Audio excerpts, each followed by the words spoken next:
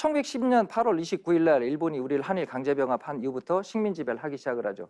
근데 일본 애들은 독특한 통치 방식을 써요. 무단 통치라고 합니다. 3.1운동 전까지 헌병과 경찰을 동원해서 억압적인 통치를 하기 시작해요.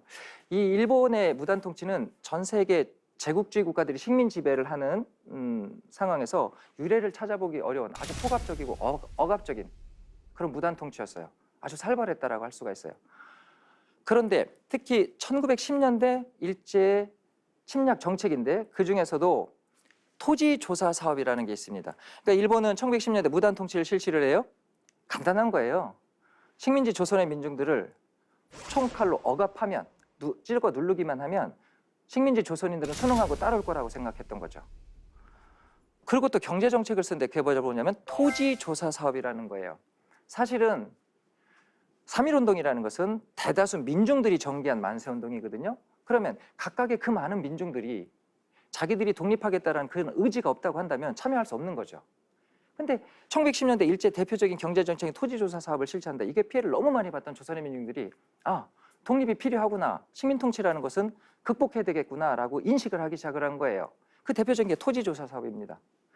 일본 애들은 한일 강제병합 직후부터 1918년까지 우리나라, 한반도인 우리나라 사람들이 갖고 있는 토지를 조사를 해요.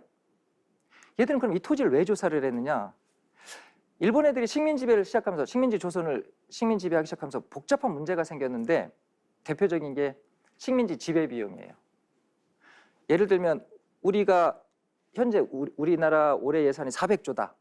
그러면 우리가 내년부터 일본을 식민 지배한다. 그러면 예산이 얼마 필요한 개념이 돼요? 800조가 필요한 개념이 되는 거죠. 쉽게 말하면 일본 애들도 식민지 조선을 식민 지배하기 시작하면서 뭐가 발생했냐면 식민지 지배 비용이 들어가기 시작했어요. 근데 일본 애들은 간단합니다. 식민지 지배 비용은 식민지에서 걷어들인 돈으로 사용한다. 이렇게 원칙을 세워요.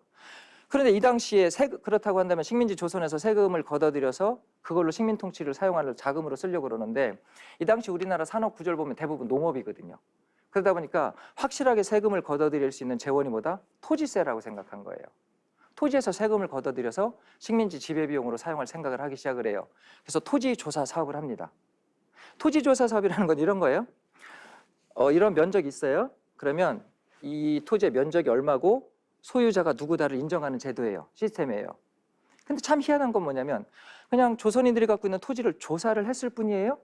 근데 토지 조사 사업이 딱 끝난 다음에 결과물이 뭐였냐면 식민지 조선인들이 갖고 있던 토지의 50% 이상이 일본인 토지로 바뀌어버려요. 조사를 했는데 왜 바뀌었느냐?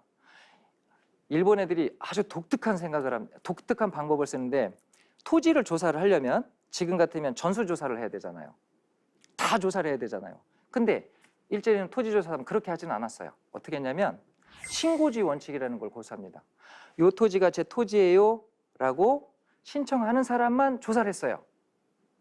그러다 보니까 신고하지 않은 토지들이 엄청나게 나오기 시작을 했다는 거죠. 미신고 토지들이 속출하기 시작했어요. 학교에서 이런 강의를 하면 학생들이 그런 질문도 해요. 교수님 왜 신고를 안 했어요? 신고를 하면 되죠. 이런 얘기를 해요. 근데 신고하지 않은 토지들이 많았었던 이유가 있어요. 이게 1910년대죠. 일본이 식민 지배하기 시작하면서 바로 토지조사 사업을 실시했어요. 우리가 이제 한말 국권회복 운동이라고 하거든요. 1910년 한일 강제병합 직전에 일본으로부터 국권을 회복하자라고 해서 의병 전쟁하고 계몽 운동이 일어나요. 근데 그 마지막 의병이 1914년까지 활동을 해요. 자, 그러면 식민지 조선인들 한번 생각을 해보겠습니다. 1910년에 한일 강제병합 됐어요. 외놈들이 우리나라를 뺏어갔어요. 그리고 막 의병들은 아직도 1914년까지 나라를 되찾겠다고 의병 전쟁 벌이고 있어요. 그런 상황에서 일제가 시행하는 어떤 정책에 대해서 협조할 수 없다는 생각이 있겠죠. 쉽게 말하면 일본에 대한 감정이 안 좋았어요. 그러다 보니까 신고하지 않은 분들이 속출했고요. 이해되셨죠?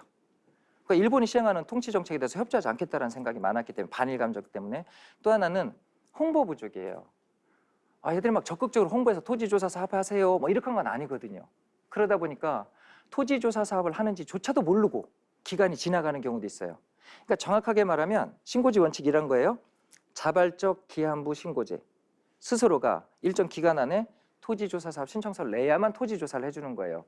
그러다 보니까 기간이 지나면 일제는 토지 소유권을 인정하지 않았어요. 그러면서 미신고 토지들이 속출하기 시작했다라는 거죠. 또 하나는 조선시대 토지 개념은 왕토 사상이라고 해서 전국에 국유지, 왕실 소유의 토지, 관청 소유의 토지 뭐 이런 토지들이 상당히 많았어요. 그런데 이런 토지들은 신고 주체 자체가 없죠. 그러니까 이런 거예요. 자발적 기한부 신고제인데 이 신고 주체를 개인으로 한정하는 거예요. 그러다 보니까 국유지, 뭐 관청 소유의 토지 뭐 이런 토지들은 신고 주체가 없고요. 또 하나는 우리는 전통적으로 토지라는 것이 공동명의 소유가 있잖아요. 뭐 이게 4명이 소유권을 갖고 있다든지 또는 뭐 문중수의 토지라든지 그렇죠. 뭐 동네가 갖고 있는 토지 이런 토지들도 상당히 많았는데 이런 토지들도 신고 주체 자체가 없어져 버리는 거예요. 그럼 이런 토지들은 그냥 기간이 지나면 미신고 토지가 돼버리고 이것은 조선 총독부한테 귀속되고 얘들은 이걸 어떻게 했느냐. 1910년대에 되면 일본에서 많은 사람들이 조선으로 건너와요. 그 조선으로 식민지 조선으로 건너오는 일본인들한테 거의 무상으로 나눠주기 시작을 했어요. 그래서 사실은 토지 조사 사업만 했을 뿐인데 토지 소유권을 인정하는 그런 조사만 했을 뿐인데 신고가 딱 끝난 다음에 조선인들이 갖고 있었던 토지의 50% 이상이 일본인 토지로 바뀌어버린 거예요. 그러다 보니까 식민지 지배 정책에 대해서 상당히 불만이 고조되기 시작을 했습니다. 정리를 해보면 일제 경제적 약탈이죠. 식민지 지배 비용을 식민지에서 조달하려는 그런 목적으로 토지 조사 사업이 실시됐고요.